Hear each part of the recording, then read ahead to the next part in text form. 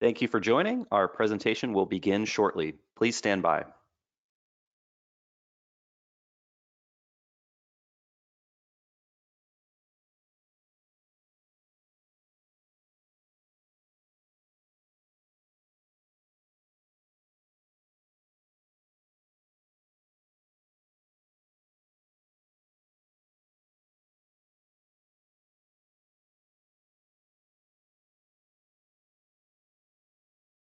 Hello and welcome to our webinar, Securing Accelerated Cloud Projects with Network Security Monitoring.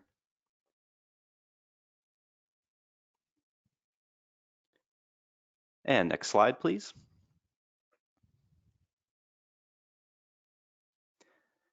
I'm Ed Smith, Senior Product Marketing Manager at Corelight, and I'd like to introduce our speakers for today. Vijit Nair is a Senior Director of Products for the Cloud Portfolio at Corelight, where he focuses on building products that extend Corelight's NSM visibility into public and private cloud environments. Previously as Director of Product Cloud Segment at Juniper Networks, he managed their portfolio spanning data center switching, cloud networking, and security. And prior to that, as an engineer, he built and shipped some of the fastest routers in the world and holds several patents in networking. He has a master's from Penn State and an MBA from UC Berkeley Haas. Gary Fisk has built a broad security engineer at Digex, Oracle, Mandiant, FireEye, and now at Corelight.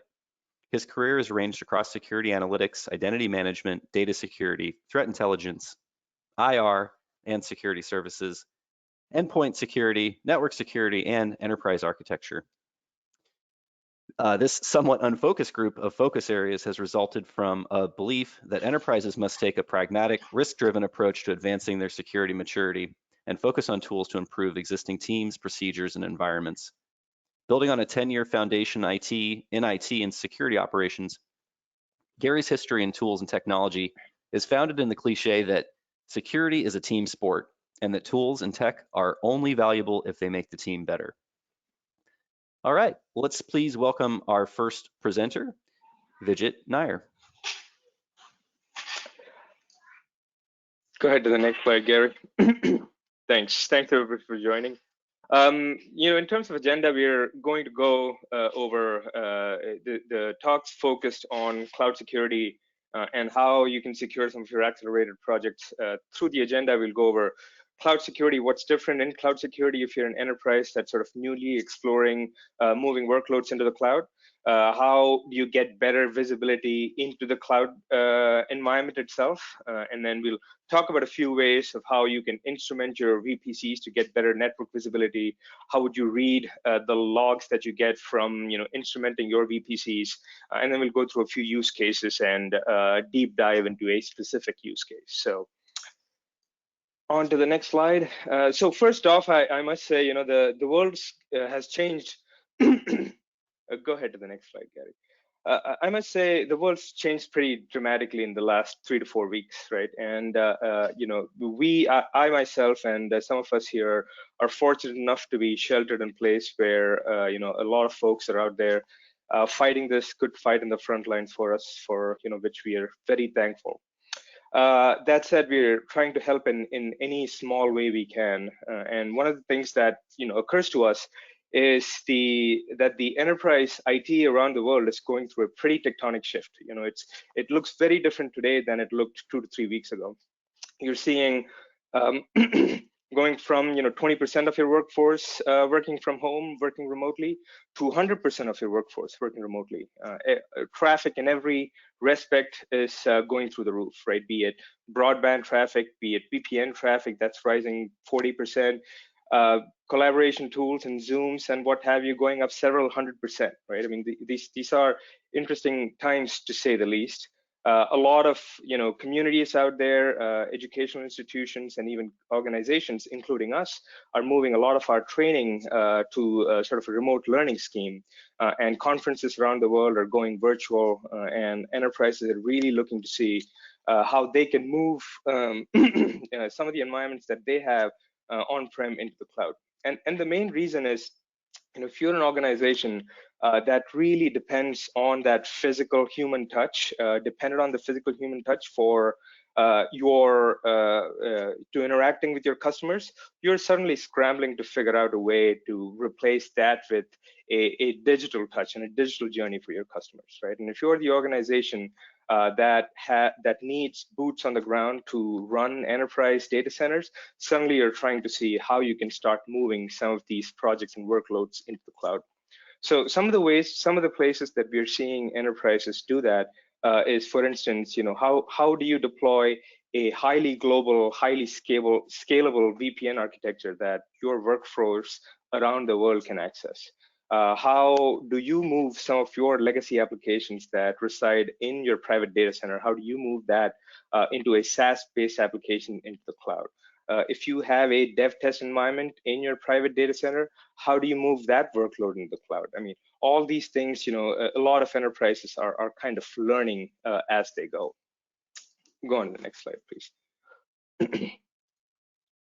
But the challenge is, as cloud projects accelerate, the malicious actors out there are not taking a break, and in some cases they're even taking advantage of the situation, right? So, especially for IT and security teams out there, it is all the more important that we be as extra vigilant as we can in these times, and that's precisely what we want to talk about in this webinar. So go on to the next slide, please. So. For enterprises that are moving to the cloud, what is security in the cloud? How is it different? I mean, we've all heard that workloads are inherently more secure in the cloud, but what is different?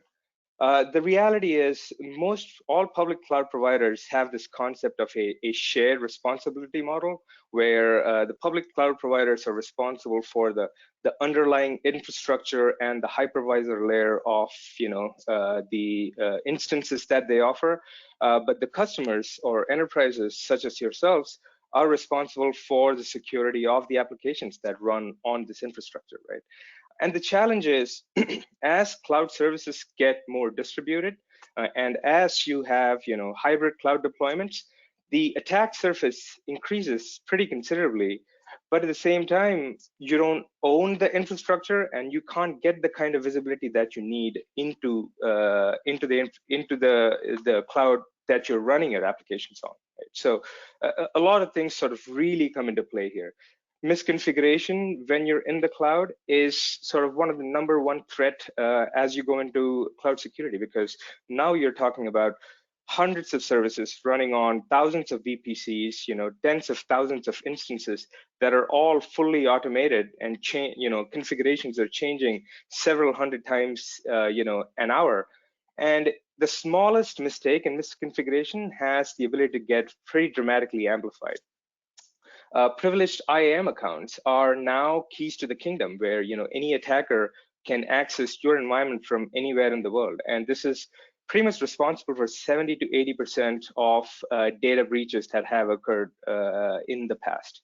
So, as enterprises that are sort of native to the cloud, who are born in the cloud, they've been able to build in security bottoms up, soon into the fabric of their development and operational model. But for enterprises that are moving to the cloud, this is a new challenge to contend with, especially when you talk about, accelerating this deployment over the course of what was going to take you 18 months is now, on the fast track to get it done within a couple of weeks. And this is the challenge that a lot of enterprises are dealing with. And we believe that visibility into your cloud environment is the #1 challenge and the #1 step that any enterprise needs to take to be able to get much better control over their environment and much better control over the security of the cloud. So next slide, please. So what are the sources of visibility that you have in any environment? I would contend you have 4 main sources of visibility. You have host data or host logs for sort of deep knowledge about what's going on in your endpoints or hosts or instances. You have intel for the threats, the known threats that are out there, and then you have sort of unstructured logs. But if you want sort of a honest and true and broad view of your environment, you really need network traffic, right? You really need better visibility into network traffic. And that's precisely what we're going to talk about through the rest of this webinar. So go ahead to the next slide, please. So how do you get better visibility in network traffic?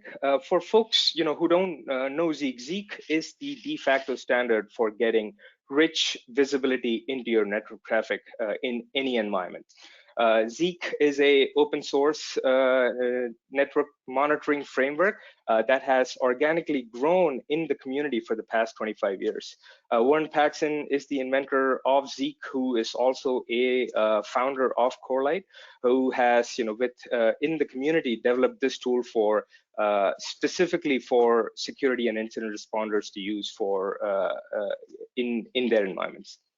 It's not just a network monitoring framework. It is an extensible platform with a powerful scripting language that you can use to build your own parsers, build your own protocol analysis, build your own detection models and responses, right? So it's not just a simple package tool, but it's an extensible tool that you can use for a lot of purposes in your security environment.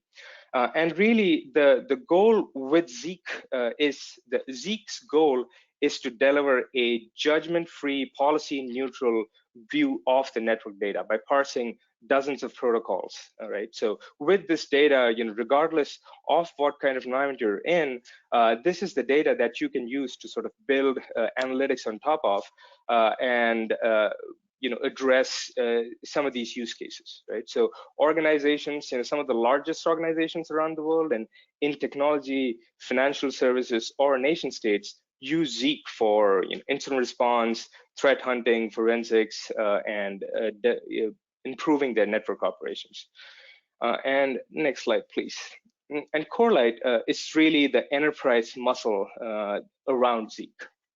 What Corelight delivers is an ability to deploy Zeek at extremely high performance, using different shapes and sizes of physical appliances, make it deployable in any environment, cloud environment, virtual environment, or physical environment, make it extremely easy to deploy and seamlessly integrate with all the different tools that you have out there, right? So for instance, if you are in a physical environment, you're most likely putting a tap or span in your network, and that tap or span is going through a packet broker and then feeding a variety of security tools, including the Corelight sensor. The Corelight sensor itself can take Intel feeds, third-party Intel feeds. You can feed it your own CMDB or whitelists that can enhance the data that is coming out of the sensors. And the sensor then generates sort of these rich security logs that you can now pipe into your SIM of choice, right? So wherever you're running your analytics stack on, you can pipe these logs to your SIM of choice. Zeek also does extremely high performance file extraction in real time with the network traffic, and it does a bunch of deduplication compression as well. You can send these files off to any sandbox of choice where they can be analyzed for known malware and so on. And Corelight sort of wraps all of this with what we call a fleet manager, but it's really a UI, a management and orchestration tool that you can use to manage a large fleet of sensors across your portfolio. And the key to sort of understand is that Corelight with Zeek as the engine underneath it really provides sort of the same kind of visibility no matter what environment you're running in, right? So as a incident responder, a threat hunter in your SOC, no matter where you have these sensors deployed, you're getting the same kind of visibility across your environment, right? So this helps you get sort of one unified view of your entire environment. And that's really valuable for some of the security professionals out there. This webinar itself will be focusing specifically on our cloud sensors. We have a couple of sensors we have a sensor in the AWS public cloud environment and Azure public cloud as well. And GCP is something we're working on. So with that, we'll go to the next slide, please. Keep going. So how do you get network visibility in the cloud, right? So in a traditional enterprise, getting a simple tap or span port is how you would have gotten your traffic into your security tools, including Corelight. This kind of ability did not exist in the public cloud environment until very recently. As of last year, both AWS and GCP have released an ability to monitor the traffic and tap and mirror the traffic in their clouds. And Azure is working on something as well, which is in preview or beta right now. This has suddenly sort of opened up a whole new level of visibility that we can get into these environments that did not exist before this. Right? So I'll talk briefly about how the packet mirroring itself works, and when you deploy a Corelight sensor with Zeke inside it in the public cloud environment, how would that work? So traffic mirroring itself is relatively straightforward. It has sort of three key aspects. The source, which is any elastic IP can be a source. There are some tool sets out there based on the serverless application model where you can automatically choose any instance inside a subnet, any instance inside a VPC, or any instance in your environment that has a specific tag. You can automate making that as a source for your traffic mirror. So that's a source of the traffic mirror. Where any traffic that goes in can be mirrored out to a destination. The destination or the target can be either a network load balancer or an instance. So depending on the amount of traffic that you're generating with your traffic mirror, you can either have a cluster of instances sitting behind a network load balancer, or you can have a single instance. The traffic that you want to mirror is typically filtered, right? So you can choose to mirror all the traffic, or you can choose to filter out the traffic that you deem as noise. You can do several creative things. The filter is simple. It's a 5-tuple filter with a basic ingress egress direction flag in it. And then you can have several filters on each traffic mirror session, and all the filters have a priority order to it. So it's basic network filtering. The cool thing about the traffic mirroring is each traffic mirroring session gets a VXLAN header encapsulated on the traffic mirrored packet, which is good because that allows it to sort of traverse your cloud environment without sort of creating these odd loops where the traffic might be accidentally redirected back to the instance that it originated from. You can have sort of interesting ways of bifurcating the different traffic mirror sessions using VLAN ID per session, which allows you to keep different kinds of traffic segregated. We recommend that when you deploy a Corelight instance, we recommend that a cluster of sensors be put behind a load balancer. This allows you to sort of pick a relatively modest size of the Corelight sensor itself and deploy several of them behind a load balancer, where you can deal with a larger than usual traffic flow that's coming from your sensors. We also recommend that this cluster of sensors be put within each VPC that you have. There are some customers that choose to, if they have hundreds of VPC but very little traffic that they want to mirror and monitor per VPC, they choose to have all the Corelight sensors be in a central account and peer all the traffic from the different VPCs into that central account or into that central VPC. And the value with that is it gives them better control on the administrative privileges over the sensor itself. They can restrict it to fewer admins, fewer folks in general who can make modifications. The challenge is, of course, depending on the amount of traffic that is transiting your network, you're paying for peering costs and so on for the traffic. So it's a balance that you'd have to pick. But this is sort of the most typical deployment that we've seen. And once you have the sensors in the VPC, they're generating the log data, which the SOC will eventually use for the analysis with the SIM of choice, and they're generating file data. The log data itself can be real-time streamed with your streaming bus of choice. Typically, our customers would use something like a Splunk or Elastic and stream the data directly out to Splunk or Elastic, and the files itself can be exported to S3. So this is sort of a quick overview of how you might deploy a Corelight sensor using a traffic mirror in your VPC. Starting the next slide, we'll go specifically into some of the use cases that might be more interesting for enterprises that are looking to move to cloud. Where exactly do you want to instrument within your VPC, and how would you do that? So one of the use cases that we've seen exploding recently is this use of VPN as a service. As you can imagine, the amount of workforce that is working from home has grown pretty dramatically over the past 3 weeks, essentially, and the overall VPN traffic has exploded. 100% employees are working from home, and this is putting a huge burden on enterprises that have an existing, perhaps on-prem VPN infrastructure.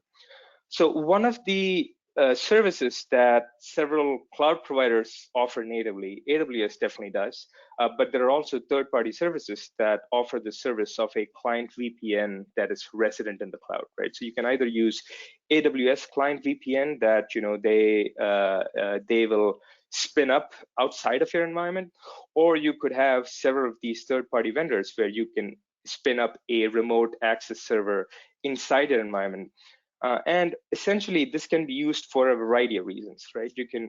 All your workforce endpoints that has the VPN endpoint, the VPN client in the endpoint can create a secure tunnel directly to the client VPN, and that tunnel can be used for traffic going to your AWS environment. So if you have a dev or a test workload in the AWS environment, that's a secure tunnel for your employees to access your AWS environment.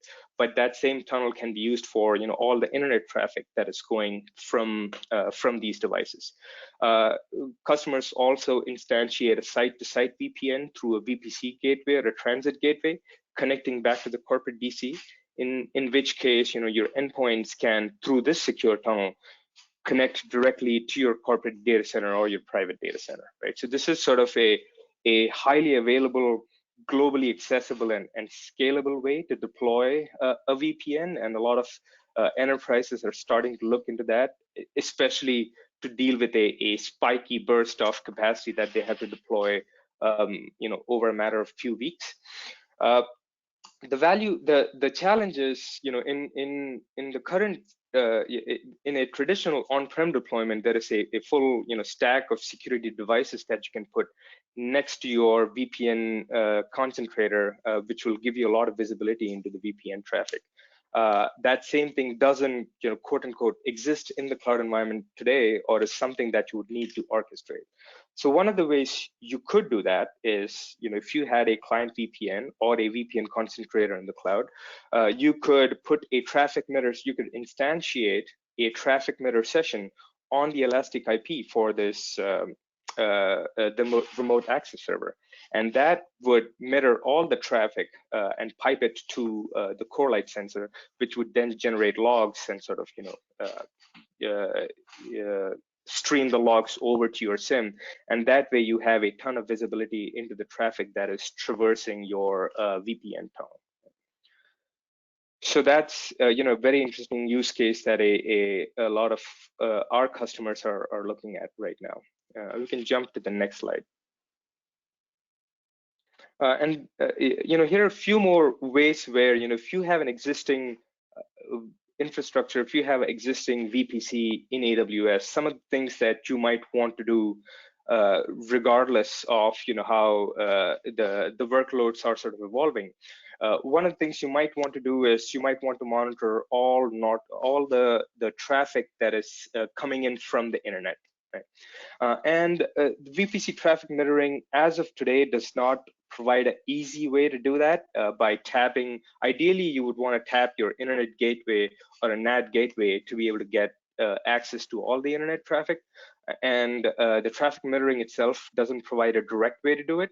But one of the ways to do it is you could, potentially instantiate the traffic mirror on all the instances that you have in a VPC, or in both public and private subnet, and you could create a filtering session that allows you to reject all the intra VPC traffic, so you're not seeing all the east-west traffic, and only turn it on for internet-bound traffic, inbound or outbound, right? So you could write specific rules that allow you to do that, and that way, your Corelight sensor behind the load balancer is only seeing traffic coming in and out of the internet, which is a pretty good use case for how you might want to monitor this traffic.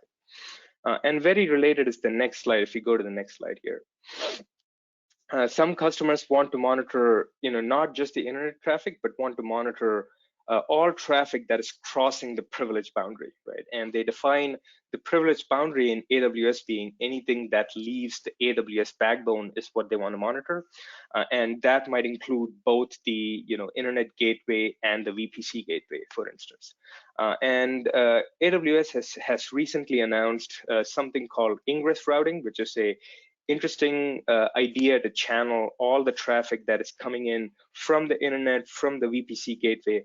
All this traffic can be channeled into a security VPC, a security subnet or a DMZ subnet, where you can have a stack of security specific devices, right? So you can have your firewalls, your WAFs, your bastion hosts, and in addition to all of that, you could have a specific elastic IP that mirrors all that traffic, via a load balancer into the Corelight sensor once again, and that once again gives you a ton of visibility into all the traffic that is coming in and out of your AWS backbone. So with that, these are some of the ways to monitor your AWS environment, and we'll go to the next slide here. And just to put it in perspective, AWS has a ton of native tools that they use for monitoring and constantly monitoring and securing your environment. There is GuardDuty. GuardDuty itself is a threat detection tool which you would use with your CloudTrail and VPC Flow Logs and so on, to provide basic level of signature-based threat detection and alerting. But in addition to GuardDuty, there is Inspector for vulnerability scan. There's Macy for DLP. All of these sort of pipe into Security Hub, which gives you sort of a wide dashboard to view your entire environment in. And there are tons of other tools. Detective is the latest one, which could be interesting to a lot of security professionals out there. Detective is something that eventually you want to use for actual incident investigation, triaging, and possibly threat hunting in the future as well. So where does the Corelight sensor logs and the Zeek logs fit sort of in this, in this sort of overall view of all these different tools that are available to you? And that's something that, Gary is going to go into in a lot more detail. So I'll hand it off to Gary now. Okay, thank you. There we go. We'll see if my ISP has enough bandwidth to handle all of the video at the same time. So if my audio chops up, let me know. But this is one of the other great realities to all of these interesting times that we're in, that we have to worry about capacity planning as well. So another piece of the fun. So a little bit of detail, actually quite a bit of detail, moving from Vijit slides. A quick comparison on how Zeek logs compare to the other great monitoring tool we see from AWS, which is the VPC Flow Log. And this is something that is somewhat analogous to NetFlow logs on premise. And it is very useful from the perspective of getting an overall view, kind of the weather report of your environment. But it's not designed from a security point of view. It's fantastic operationally. Security people have been using it because it was a tool in the toolbox, and we are either famous or infamous for using whatever tools we have available to us. But this was sort of where Zeke started, and they built on top of it to figure out what other data elements would be useful. So where the VPC Flow Log is, an account ID, source destination, protocol, and actually the protocol is not as detailed as it could be. We're expanding on that to include a bunch of other additional fields. We've got the microsecond timestamp, a connection unique identifier. This community ID is an optional field I'm going to spend a little more time on as well, but it is essentially a hash of the 5-tuple to allow Zeke to gracefully interact with or be interconnected with other logs from other data sources. Pretty much anybody with a 5-tuple can generate this hash and use that as a not completely bulletproof join, but a join to be able to reach across multiple platforms. We've got the traditional 5-tuple call record. Like I said, all that stuff is particularly useful. Connection state and history, we will show what the behavior of that session was. Was there a SYN with no acknowledgement? Was there a handshake? Was there data passed? Was there only data going one way? We also have the good old link layer address, the imaginary MAC that many of the cloud providers like to pretend that layer 2 doesn't exist, but we have to fake it out into a link layer. We contract country code and then a service type, and that service type is on port 80. Does not mean it's HTTP. If somebody is using off-port or off-port protocols, we will identify that it's a DNS record regardless of whether it was on port 53 or not. The broad strokes of what Zeke does has, I'm getting reports that our video is a little sketchy, so remember that I look like this, because I will at the end of the presentation as well. Hopefully this will work a little better. So we take a fire hose of network data from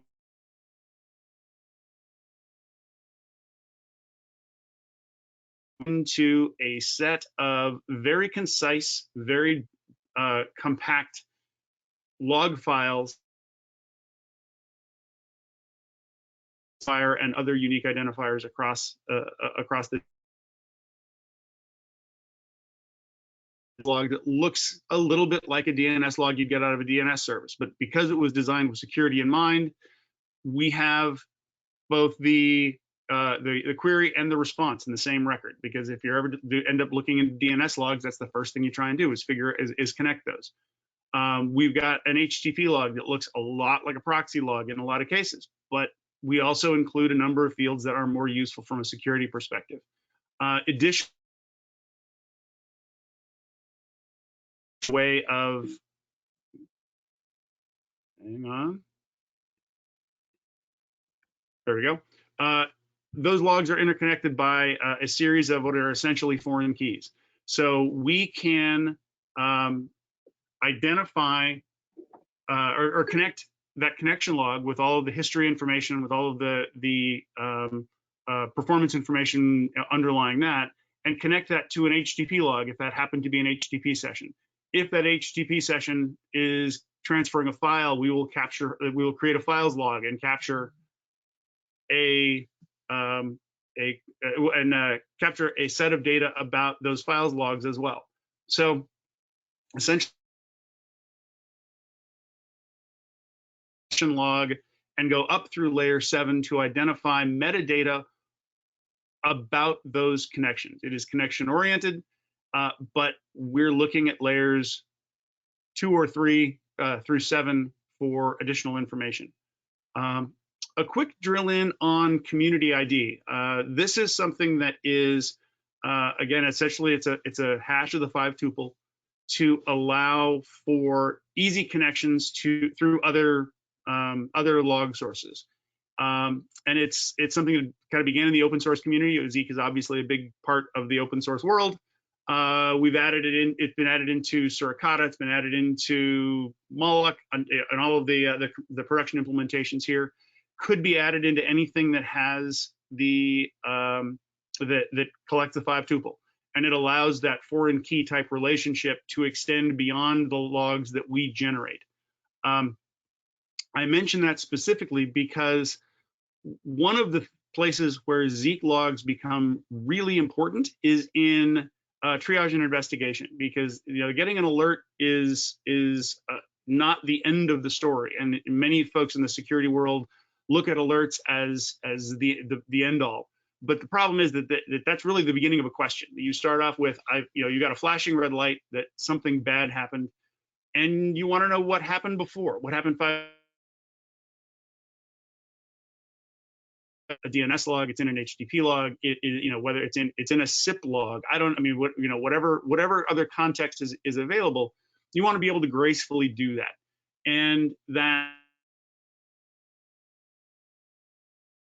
that's actually how I started using Zeek originally, where we would get an alert and you'd get an email alert saying this particular malicious email came in to the environment, and we would have to figure out which machine you had to go investigate to remediate the problem. Those sorts of things are remarkably difficult to do because you have to jump across 3 or 4 different log types.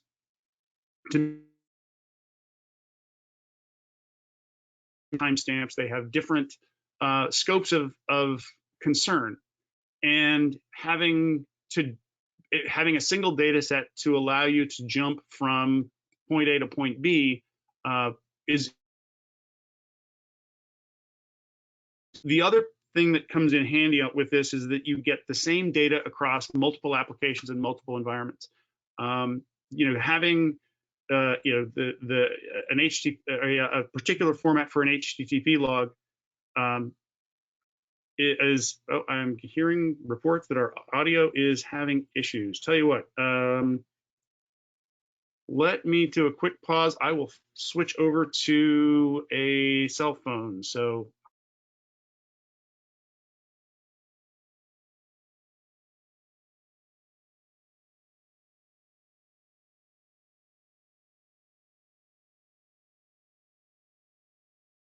Yeah, I'm sure these are challenges that we all face while working from home remotely. Back to C.1 about increasing load on our network and how we're all trying to deal with it at the same time. That said, Gary mentioned an interesting point about sort of the interplay between alerts and how you tie in both sort of incident response and threat hunting, and I want to dive into that a little bit more, specifically as it relates to how you would use community ID as you launch into a incident response, or as you sort of get into a threat hunting like workflow. You're starting, especially with threat hunting, you're starting with the hypothesis of what might potentially be wrong in your network, and what are some of the ways you can prove or disprove that hypothesis. Gary, are you back? Okay, I am back on. So a well-oiled machine. Like I said, I think this is a good indicator of the brave new world we're in. Suddenly, I'm really glad that I am not a network engineer for the last 3 weeks, because they've got to be running around like Scotty in the last half hour of every Star Trek movie. So at the risk of possibly repeating some of the things that Vijay just said, one of the really valuable pieces for Zeek logs in terms of threat hunting, well, and NSM generally, Zeek is one way to do it, but the notion of data collection of policy neutral data where you don't necessarily know ahead of time that it's going to be interesting becomes valuable. There was when Bluekeep, the Bluekeep vulnerability came out, it had been in the wild for a very long time before anybody detected it. One of the Vern Paxson went back through logs for network data that at Lawrence Berkeley Lab and could say definitively that if it was out in the wild, no one had used it, no one had attacked Berkeley Labs yet. And this isn't data that we knew was going to be valuable. It was just data that we could collect and could, because it was stored in a very compact way, it was easy to keep for a very long time. So you can go back and, one of the things about threat hunting is you start up with a hypothesis and say, I think this weird thing is happening. And if you find it, you need to figure out if that's something that has always been happening and it's not as weird as you think. So having that longer retention gives you a better ability to identify what really is really are unusual activities.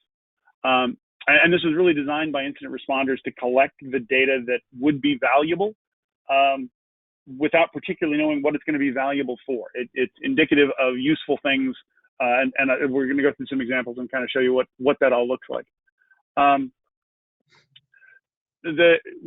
One of the great big focuses of really everybody who's looking at network traffic these days is how to look at encrypted network traffic.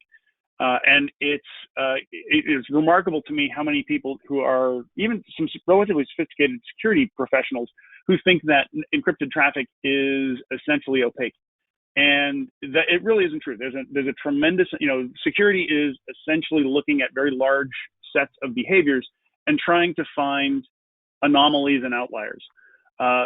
Those anomalies and there's a lot of data that is available through encrypted traffic that can become features in analysis. So there's some terrific work that was done by the good folks at Salesforce who are big believers in the open source side of Zeke, and they wanted to identify particular malicious toolkits that were out there. And one of the things that they identified was that when you create an encrypted session, there's a long unencrypted negotiation that takes place to identify what the best encryption algorithms and methods to use are going to be. And every client does it in a particular way. So they started fingerprinting all of those negotiations and discovered that they could, with a pretty high degree of confidence, identify these malicious toolkits based on the way that they were negotiating essentially the SSL hello packet. This is the JA3 package, and there are three gentlemen whose initials are all JA, so JA3 was the product. They extended that to include the server side of things. That's the JA3S. It was also, somebody else picked up the ball and ran with it for SSH, which is the hash algorithm there. But essentially, between that and certificates and analysis of packets and timings and size, data sizes and that sort of thing, you can make some pretty interesting inferences into what encrypted traffic looks like. And I'm going to drill into that sort of as a representative case with SSH. And obviously in the AWS world, there's an awful lot of administration that takes place using SSH. So we have included this to be able to do insight into SSH specifically. Actually, let me skip to, the SSH connections themselves are obviously encrypted internally, and you could say the same thing about TLS, that if we could decrypt it and tell you everything that's going on inside it, that would be better. But that's not what it's for. You're supposed to not be able to see inside it, and so we have to kind of take that for what it is. So what we are able to tell, though, is using that fingerprinting technique that I talked about before, as well as some of the initial handshake bits, you can actually get some pretty useful data in. So in this case, this is the Zeek log for that SSH session. This is what the client claims to be. Here we have the hash, the algorithms and the server algorithms that are actually negotiated between client and server, and those are those hash values along the way. So those hash values if you were to have a client that claimed to be a particular SSH client, but that negotiation looks different, you could pretty definitively tell somebody that there was something sketchy going on there. That is the same. Sorry. So we're going to go through a quick walkthrough of what kinds of data we're able to collect on this. So in this case, we're going to look at, the SSH can be used for a couple of different things. One is obviously your traditional shell to execute commands and that sort of thing with the user at a keyboard. There's an awful lot of it that gets scripted and managed automatically. So one of the things that we've decided that can be from a policy neutral perspective useful is figuring out where those connections are taking place. So as an example, we're going to flip over to an Elastic analysis of our SSH logs. So in this case, we have got a very, very repetitive exchange that's taking place between a client and a server on every minute on the minute. So once a minute, there is a file transfer, and that is so we've got the originating host is this .147, the response host is 108. It logs in correctly every time, never fat fingers a password, which obviously means that it's a script because no human being does that. And we are inferring based on the traffic patterns and timing that there's a file download going on. So that file download is from 108 going to 147. So we will then, going to that device, we're going to SSH to the device, enter the password, properly log in. As you can see, we are now doing some keystrokes to give enough data for the inference to make a decision, and log out. We are then going to execute a file transfer from using the certificate file. We're going to transfer the file called config to that same device and move it to the opt-app config directory. So that gets executed. So now we have our spike in traffic right here, which is our additional activity. We now have three things. Those three things are our file download that we've seen a million times before. You also have keystrokes for KS is keystrokes and FU is file upload. So this is something that is not necessarily malicious. If this is going from an administrator who is connecting to a machine that he is responsible for administering, this is no big deal. However, if it's coming from somebody in accounting to a file server in engineering, that could be something that is worth looking into. So in this case, we're all going back to that new device. So we have the ability to look at port scanning, port scanning, version scanning, and capability scanning, and all of those are flagged independently, so you can identify what those look like. We can identify credential-based attacks by identifying brute force or guessing attempts, and we can identify authentication bypass. And this isn't looking for, this isn't like a signature looking for authentication bypass. When you authenticate to an SSH device, the packets in terms of sizing and timing have a particular look about them. If you bypass that look of authentication through any means, we can identify that based on the timing and packet. So this is the kind of analysis that our research team is looking at doing for encrypted traffic generally, and there's some pretty exciting work that's going on around that. So for SSH, like I said, we're able to identify keystrokes, file upload, file download, and then any of those credential-based attacks. So with that, I'll turn it back over to Ed. All right, thank you, Gary. A couple of additional resources that may be of interest to you if you'd like to learn more. We have, and actually before I cover this, I just wanted to mention that in just a couple minutes here, we're going to begin our Q&A session. So if you have any questions for our presenters today, you can enter those into the questions window in the GoToWebinar interface. Some additional resources, you'll also find these in the handout section of the GoToWebinar interface. We have actually with the exception of the first one here, this is a link to a webcast that we did with AWS about VPC traffic mirroring. So if you're interested in learning more about that, you can write down the link here, or if you just do a Google search, you'll find a link to that webcast.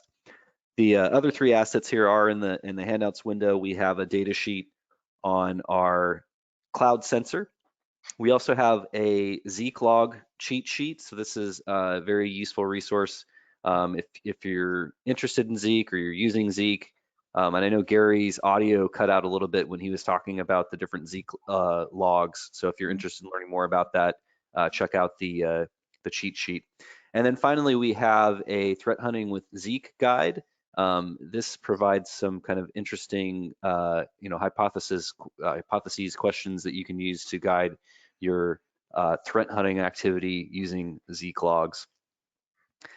And with that, we'll go ahead and open it up to Q&A. So again, if you have any questions for our presenter, find the questions tab on your GoToWebinar panel, and we'd be happy to answer those. First question that came in is Community ID native to Zeek, or is this something specific to Corelight? Gary, you want to take that one? Yeah, so it is actually it's also kind of a useful use case in terms of extensibility. That it was not in the core functionality of Zeek. It was developed by a Corelight employee as an add-on that is now, Corelight ships it with our distribution of Zeek. It is also something that can be loaded into open source Zeek, as well as Suricata, Moloch, and the rest of the list that we came to. So in terms of is it part of Zeek, that is actually a relatively complicated question, but it is well integrated. It was developed with Zeek initially, but has now expanded well beyond that. Excellent, thank you. Next question. This is all AWS. How about Azure or GCP? Vijit, you want to take that one? Yeah, sure. So, AWS in this presentation, at least, is a proxy for all the other cloud environments. A lot of the same capabilities are available in the other cloud environments as well. The only exception being in Azure, the traffic mirroring capability, they call it a VNet tab, is still in beta, so it's not generally available. As far as Corelight sensors go, we have a Corelight sensor in AWS and Azure, and GCP is something that we're working on. Excellent, thank you. Next question, what is the size of data collected by Zeek? Is there a way to estimate that? Gary, you want to grab that one? Yeah, that's going to be wildly variable depending on the traffic mix.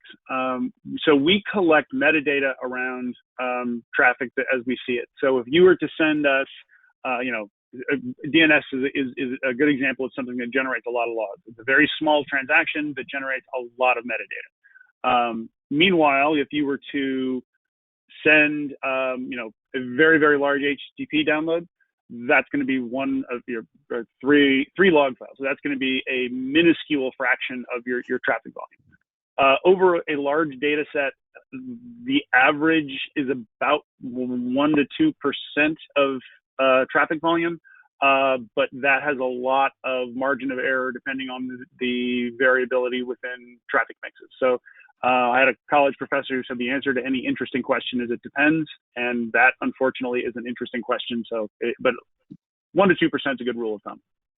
And one thing to note is that, depending on, how comfortable you are with the logs and sort of the ability to sort of parse these logs, what you could also do is, Zeek itself, Corelight itself generates a bunch of data. You could filter it down to the bare essential that you need and send it over to the SIEM and start it that way, right? So that way you're not paying a huge penalty at the SIM. You're starting small. You're starting with, let's say, a con log and a DNS log, which are sort of bare essentials. What you could also do is you could turn on this interesting feature that we have called data reduction in our logs, which allows, what essentially we do is run some kind of an algorithm which allows us to remove some of the duplicated traffic across the logs, and that reduces the total volume of the logs sent out by about 30%. So you could, even in addition to the volume of Zeek logs itself, you could do some filtering, some reduction in volume, so that the end volume that you're dealing with is a lot lower. So there's a lot of flexibility there too. And that's particularly important for things like in a cloud environment, because one of the places that we get a lot of traffic volume is through DNS. And there's some relatively decent logging for Route 53. You may decide that you want to get DNS records, but only the ones that are going to that are going offsite. In the open source world, it's pretty easy to say send me DNS logs or don't send me DNS logs, but it's kind of a project to say send me DNS logs, but only this little tiny subset. We've got what is effectively a regular expression language that will allow you to be very granular about exactly what logs get fed into SIMs and analytic platforms. Great, thank you. Next question, Zeke is free, Corelight is not. Do you have a side-by-side comparison of what you would get with Corelight versus Zeke? And I think I can go ahead and take that, and you guys are welcome to chime in, of course. So if you go to corelight.com, you click on the products link at the top of the screen. There's a link that says compare to open source Zeek Bro, and you'll see a comparison chart of the functionality that's offered between the two. All right. Also, one thing we've sort of implied, yeah. but just to clarify, Zeke is Corelight as well. That all of the open source developers, the open source community manager, all of those folks are Corelight employees. We are big fans of all of the open source work. It's just a question of whether you want to, the Corelight side of things is designed around enterprise deployments and scale and ease of management. So it's, we're both sides of the ball there. There are our biggest competitors and our best marketing and our good friends, and it's complicated. Thanks, Gary. All right, next question. Is Zeke available in AWS and Azure Marketplace? Corelight Sensors Zeke is an open source tool, so that's not on the marketplace. Corelight Sensors are not available on AWS Marketplace or Azure Marketplace. It's a shared AMI in AWS or shared VHD, but we're working on getting that shared publicly so that when you go in and look for AMIs in the community AMI section in AWS, for instance, you should be able to find it. Great, thank you. Next question, what is the pricing model like? Is it based on standard prices for product instances or traffic volumes? The pricing model for the cloud sensors is based on traffic volume. So we do something that you can do a capacity-based pricing where you can buy as low as 1 gigabit of capacity and then buy additional gigabits of capacity in increments from there. And we have a very friendly way of monitoring the monitoring and measuring the amount of traffic, the volume of traffic itself. Great, and I think we've got time for one last question here. What kind of analytics does Corelight provide?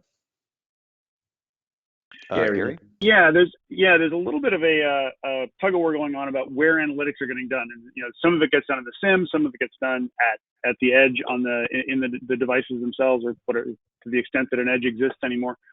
And where we have focused, because this is obviously something that a lot of people are spending a lot of time on, we have focused on doing analytics on the things that we have a unique advantage in, and those are the things where you need to have the packets in your hand at the time. And that SSH inferences is I think, a good representative of that. That by having the packets in our hands at the time, we can identify what's going on in that session. We're not going to tell you if it's good or bad. The analytics of this is an unusual pattern of behavior across multiple connections, that's something that, to be honest, somebody else could probably do better than we can. But in terms of looking at the traffic on the wire, and whether there is a real wire or a pretend wire, doesn't really matter. Somewhere there's a wire, and we're looking at analytics into what that network traffic looks like. And then working with partners for the longer term analytics about what the consequences of all those are. There are some cases where we've got particular, I won't call it a signature, but I mean we have got particular behaviors, and we will, if there's something that's painfully obvious, we'll let you know. You can feed an Intel file if looking for atomic indicators, and we can do it at the edge. You can do it in your SIM. We can support either model, but in terms of development, where we're going forward, we're really kind of focusing on the things that we are uniquely positioned to do well. Great, thank you. And with that, we'll go ahead and wrap up our webinar today. So thank you to our presenters, Gary and Vijit, and thanks for everyone who's attended today. We appreciate you spending the time with us. Hope you found this session valuable. and we'll go ahead and wrap it up. So thanks again, and stay safe out there. Thank you, everybody. Thank you.